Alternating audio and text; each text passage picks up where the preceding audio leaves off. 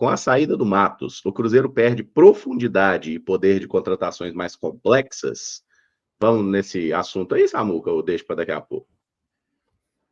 Não, a gente pode já falar que é uma saída acertada, deve ser anunciada ainda hoje, mas ele já não faz mais parte aí do Cruzeiro. Foi uma conversa no final de semana que definiu, antes até de ir para o jogo, né? E ontem foi a despedida dele lá no Mineirão. O Alexandre Matos, ele tinha perdido espaço totalmente, né? Não frequentava mais as viagens.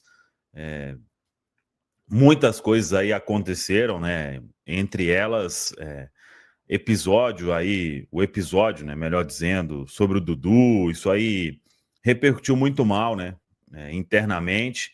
E aos poucos o Cruzeiro foi ali tentando com que o Leonardo Jardim tivesse mais respaldo ainda para controlar o ambiente, né? E a partir disso, o Cruzeiro definiu que o Alexandre Matos não viajaria mais, não teria a autonomia que ele já teve, né? Ele chega com o poder da caneta, né? De fazer, e aí a gente pode entrar em contratações que deram certo, em contratações que deram errado, isso aí já falamos muito sobre isso, mas ele estava, vamos dizer, isolado ali no departamento de futebol, né? Então, passou aí na Toca da Raposa 1 para ter ali um relacionamento com a base, com o futebol feminino também, e cada vez mais distante do ambiente no dia a dia, na Toca da Raposa 2, né? Por mais que estivesse lá ainda no departamento do Cruzeiro, como CEO, mas, repito, já sem aquele poder de decisão em todos os aspectos.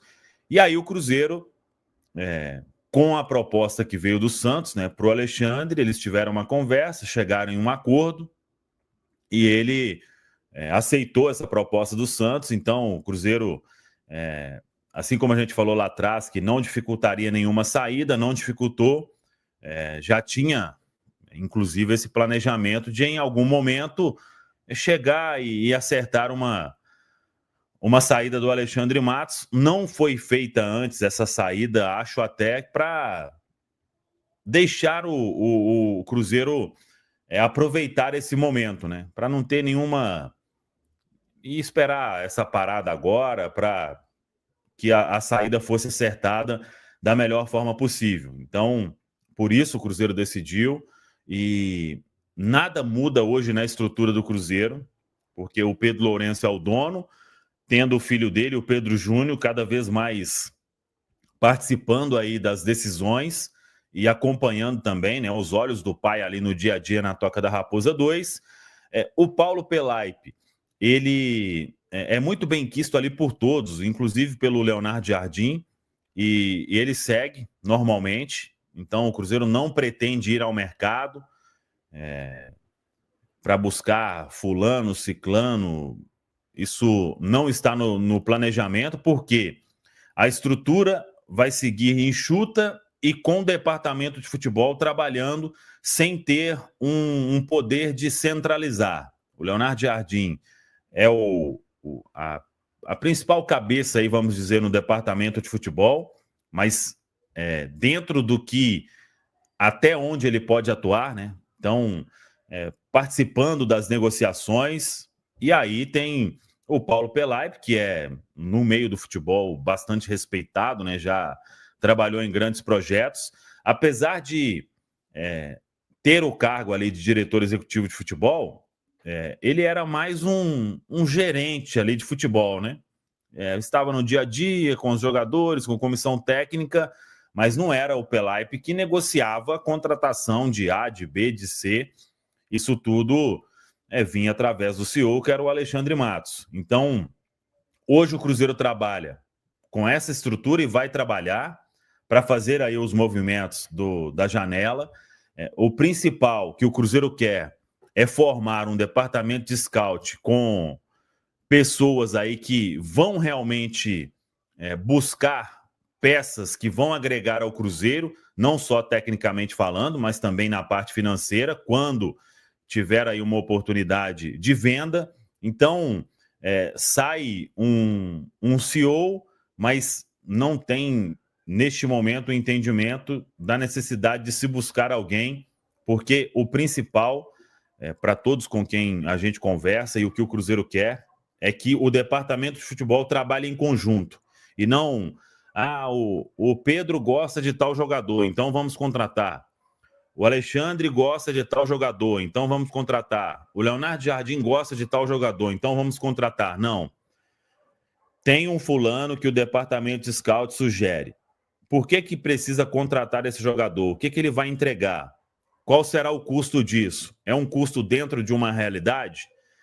Esse custo vai ser além do que o mercado paga? Então, a partir de agora, o Cruzeiro quer trabalhar nisso.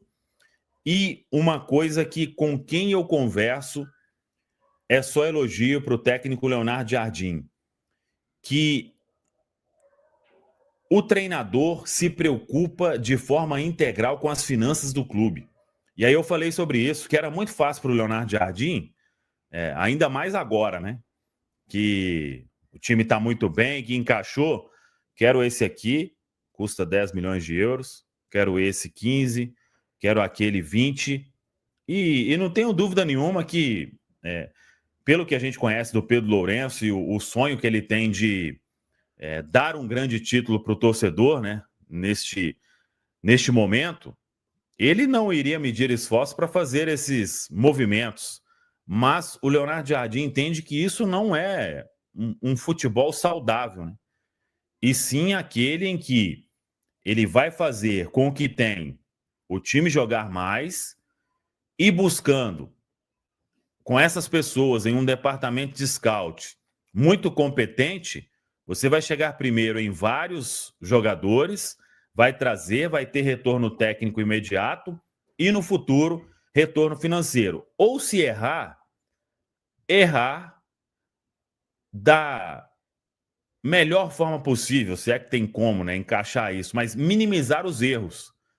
Por que você vai pagar 5 milhões em um jogador em que a avaliação foi que esse atleta ele pode isso, pode aquilo, pode também não funcionar? Então, o objetivo é identificar esses problemas, vamos dizer assim, antes, para não cometer esse tipo de erro. Então, o departamento de futebol hoje, com Leonardo Jardim e companhia, está muito bem alinhado para fazer um projeto de médio e longo prazo aí, em que o Cruzeiro vai brigar na parte de cima, mas vai também ter o retorno não só técnico, como o retorno financeiro, e é esse o desafio de todos. Então, a informação que a gente tem hoje é que o Cruzeiro não vai ao mercado buscar nenhum profissional para esta vaga que era do Alexandre Matos.